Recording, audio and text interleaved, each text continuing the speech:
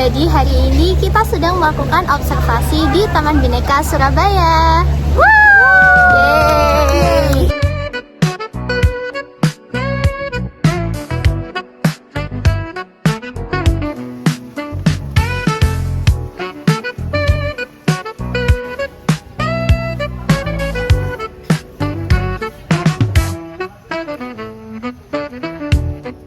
Halo semuanya, perkenalkan nama saya Sandria dari Fakultas Vokasi dan rekan saya. Perkenalkan, nama saya Naya dari Fakultas Ilmu Sosial dan Politik.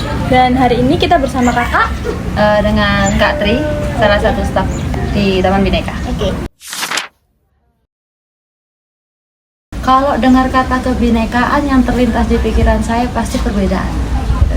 Kebinekaan pasti tidak lepas yang namanya Bhinneka Tunggal Ika ya. Bhinneka Tunggal Ika kalau kita belajar itu artinya berbeda-beda tetap satu. Makanya kalau dengan kata kebinekaan langsung perbedaan. Oke. Kalau tentang yang namanya keberagaman ya dalam kehidupan sosial itu sangat penting. Apalagi kita di Surabaya itu bisa dibilang salah satu kota pelajar juga gitu ya. Jadi banyak pelajar-pelajar yang dimana mereka berasal dari luar pulau. Jadi keberagamannya sangat kental gitu ya. Kembali lagi sih di kehidupan sosial, bagaimana caranya kita menyikapi keragaman itu.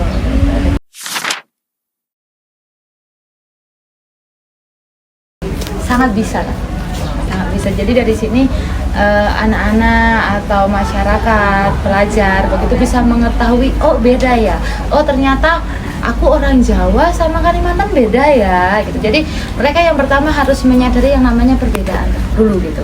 Baru mereka bisa yang namanya menghargai kan.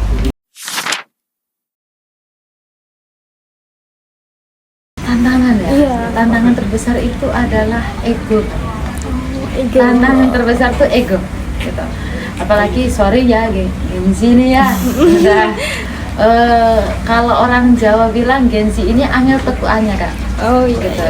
Karena mereka sudah punya dunia mereka sendiri, apalagi orang tua kan beda generasi nih gitu. Cara mendidiknya pun beda gitu. Apalagi anak-anak Gen Z ini mereka sudah fokus di ini ya, di gadget ya. Apa-apa gadget, mau bikin apa-apa, misal bikin makalah tentang ini langsung di AI jadi ya kan. Jadi nggak terlalu ke sosial juga gitu. Nah, kalau untuk tantangannya berat. Mematahkan ego itu sesuatu hal yang sulit ya. Nah ya, kalau caranya menurut saya membuka diri yang pertama. Dalam artian jangan fokus kepada diri mereka sendiri, diri kita sendiri gitu ya. Terbukalah dengan teman-teman yang lainnya. Itu yang pertama, membuka diri. Yang kedua, berusaha menerima kekurangan dari teman-teman kita. Gitu. Jadi jangan fokus, kamu terus marah-marah terus. Karena itu pembawaan dari mereka gitu loh. Dari timur contohnya, kamu nih kuku-kuku terus kayak mau berantem terus. Itu pembawaan mereka gitu. Jadi cobalah menghargai yang namanya perbedaan ya.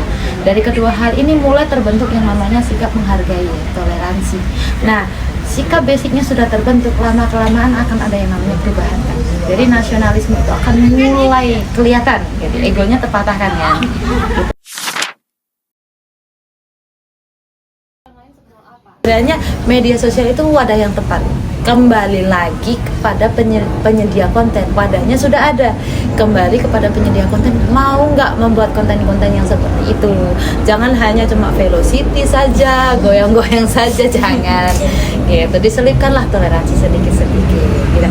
Dan media sosial juga kami sendiri dari Taman Bhinneka jadi wadah untuk kita promosi.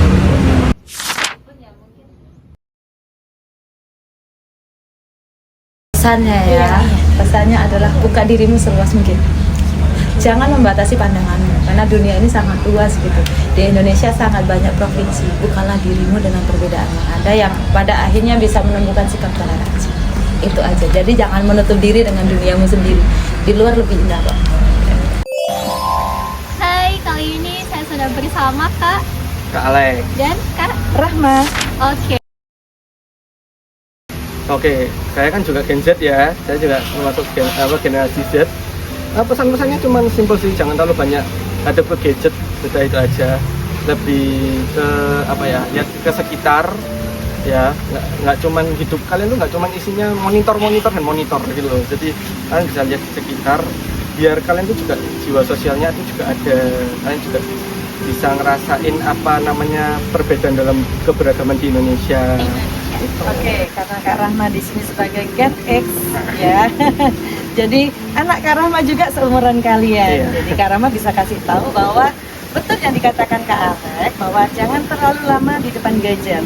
Keluarlah berteman, bersosialisasi, bukan berteman melalui monitor, tetapi bertemulah tatap muka. Terutama juga banyak bicara dengan orang-orang yang lebih tua, karena di situ kalian akan mendapatkan banyak pengalaman, banyak cerita tentang bagaimana hidup bertoleransi. Oke, wah keren banget nih. Jadi itu ya buat Gen Z, pesan-pesan buat kalian supaya makin bisa memupuk rasa toleransi dan juga mencintai Indonesia. Betul. Terima kasih Kak. Iya, sama-sama. Jadi, selain ada beberapa rumah adat, ada juga beberapa monumen yang ada di Surabaya dan tempat ibadah. Oleh karena itu, Taman Bhinneka ini bisa menjadi sarana untuk kita memupuk rasa toleransi dan keberagaman yang ada di Indonesia.